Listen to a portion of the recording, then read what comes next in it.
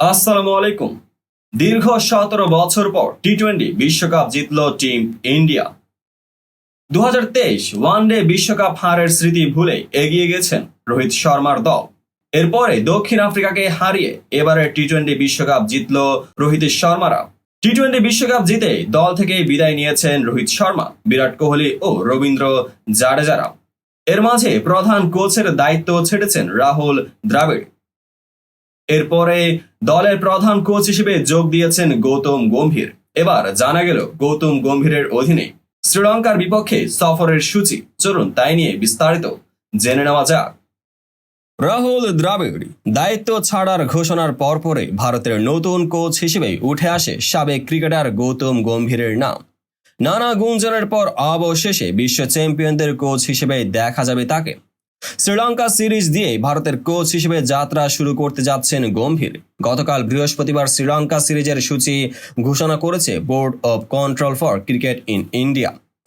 ভারত শ্রীলঙ্কার সিরিজ শুরু হবে টি-20 দিয়েই। সিরিজের প্রথম দুটি ম্যাচই হবে পরপর দুদিন 26 ও 27 জুলাই। এরপর ওয়ানডে সিরিজ শুরু হবে 1 আগস্ট থেকে। এরপর দুদিনের বিরতি দিয়ে দ্বিতীয় ম্যাচ 4 আগস্ট আর 7 আগস্ট সিরিজের শেষ ওয়ানডে ম্যাচটি অনুষ্ঠিত হবে। টি-20 সিরিজের সবগুলো ম্যাচই হবে পাল্লেকেল স্টেডিয়ামে। ওয়ানডেতে অনুষ্ঠিত হবে কলম্বোর আর প্রেমাদাসা স্টেডিয়ামে। ভারতের আগে সর্বশেষ শ্রীলঙ্কা সফর করেছে 2021 সালের জুলাই মাসে। সেটাও ছিল সীমিত ওভারের সিরিজ।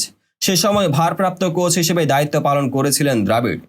অধিনায়কের দায়িত্ব দেওয়া হয়েছিল শিখর ধাওয়ানকে। সেই সফরে ওয়ানডে সিরিজ 2-1 ব্যবধানে জিতে নিয়েছিল ভারত। একই ব্যবধানে টি-20 সিরিজে ভারতকে হারিয়ে দিয়েছিল স্বাগতিক শ্রীলঙ্কা। এদিকে ভারতের কোচ হিসেবে কত বেতন পাবেন গৌতম গম্ভীর? গম্ভীর নিজেই নাকি ঘনিষ্ঠ মহলে বলেছেন, বেতন আপাতত তার চিন্তা নয়, পছন্দ মতো সাপোর্ট স্টাফদের দলে নেওয়ার দিকেই আপাতত মনোযোগ দিচ্ছেন। বিসিসিআইয়ের এক সূত্র সংবাদ সংস্থা পিটিআইকে বলেছেন, গৌতমের কাছে কোচিংয়ের দায়িত্ব নেওয়ায় আসল ছিল, বেতন বা বাকি কাজ তো আর পালিয়ে যাচ্ছে না।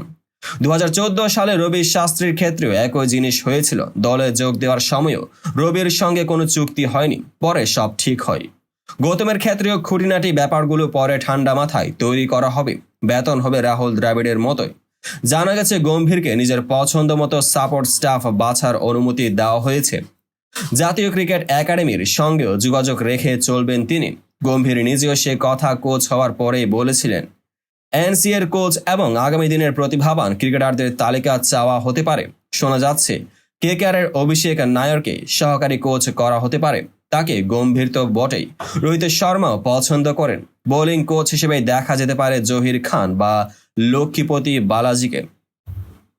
তবে গম্ভীরের পছন্দ বিনয় কুমার। ফিল্ডিং কোচ হিসেবে জন্টি রোডসের নাম ভাসছে, তবে দেশীয় কোচ নেওয়ার ব্যাপারে জোর দেওয়া হতে পারে। তো বন্ধুরা, ভিডিওর যারা সম্পূর্ণ দেখেছেন সবাইকে অসংখ্য ধন্যবাদ। ভিডিও শেষে কমেন্ট সেকশনে আপনার মতামত জানাতে ভুলবেন না, আর চ্যানেলটিকে সাবস্ক্রাইব এবং পেজটিকে ফলো করে পাশেই থাকবেন যাতে পরবর্তী ভিডিওর সকল নোটিফিকেশন সরাসরি পেয়ে যান। দেখা হবে পরবর্তী ভিডিওতে।